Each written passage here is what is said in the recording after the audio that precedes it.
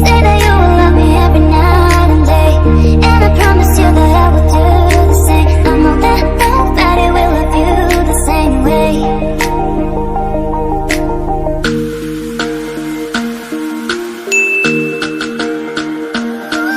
Hai anak-anak ibu semuanya yang ibu sayangi, Assalamualaikum. Kembali lagi bersama Ibu Ana dalam pembelajaran Budaya Melayu Riau. Jangan lupa selalu mematuhi protokol kesehatan dan melakukan 4M, yaitu memakai masker, mencuci tangan dengan sabun, menjaga jarak atau social distancing, dan menghindari kerumunan. Semoga anak ibu dan kita semua sehat selalu. Nah, pembahasan kita kali ini mengenai bab 6, kepahlawanan Melayu. Di sini, ibu akan menjelaskan kisah tentang kepahlawanan Melayu yang berkembang di masyarakat, khususnya di Riau. Yuk kita belajar sama-sama, tonton terus ya sampai habis, jangan di-skip. Kepahlawanan Melayu.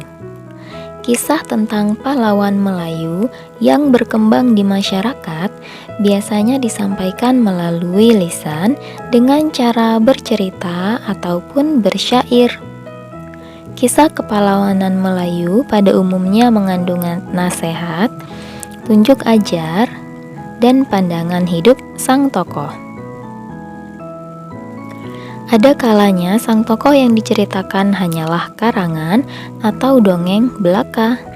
Namun, tak jarang juga merupakan tokoh asli yang termaktub di dalam berbagai kitab sejarah.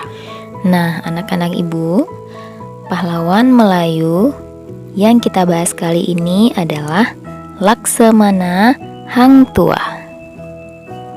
Hang Tuah adalah seorang pahlawan Melayu yang ditunjuk menjadi laksamana di Kesultanan Melaka pada abad ke-15 Masehi di masa Sultan Mansur Shah berkuasa. Ayahnya bernama Dang Mahmud dan ibundanya Dang Merdu.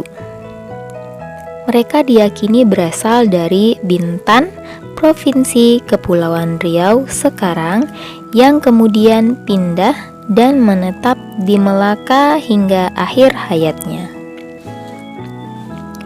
Semenjak kecil, Hang Tuah sudah berkawan dengan Hang Jebat, Hang Kasturi, Hang Lekir, dan Hang Lekiu. 5 sekawan ini juga sama-sama belajar ilmu bela diri di puncak Gunung Ledang. Hingga ketika sudah dewasa pun mereka tidak pernah terpisah dan selalu kompak dalam hal apapun. Kisah hidup Hang Tuah dan kawan-kawan bermula ketika ada sekelompok orang mengamuk dan mencederai banyak orang di pasar Melaka.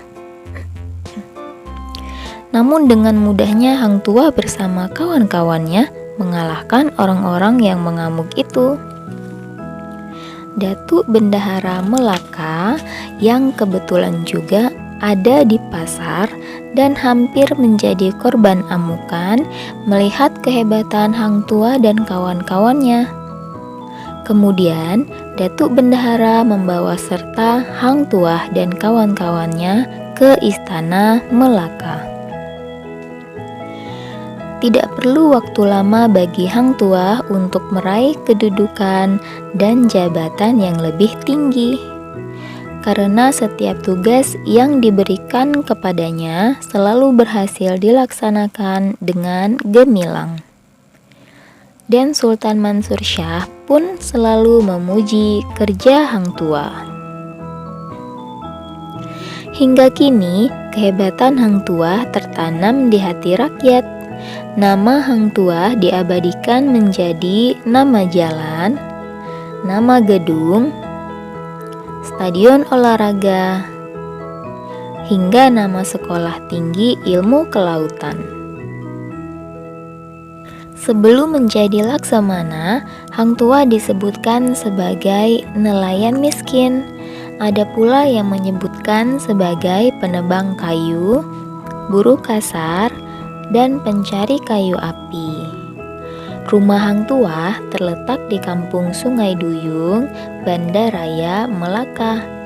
Bukti peninggalannya adalah sebuah sumur tua yang hingga kini masih dapat kita lihat. Tameng Sari adalah nama keris sang tua. Keris ini adalah hadiah dari Raja Majapahit setelah hang tua mengalahkan petarung sakti Majapahit yang bernama Tameng Sari. Banyak sejarawan yang meyakini bahwa hang tua menguasai banyak bahasa asing karena selalu diutus ke berbagai negara asing seperti Arab, Cina, dan Eropa. Nah, berikut ada sumpah hang tuah yang sangat terkenal hingga sekarang. Tuah sakti hamba negeri, esa hilang, dua terbilang. Patah tumbuh, hilang berganti. Takkan Melayu, hilang di bumi. Nah, itulah tadi pembahasan kita kali ini. Selamat belajar di rumah, selalu lakukan protokol kesehatan. Sampai jumpa di materi berikutnya. Assalamualaikum warahmatullahi wabarakatuh.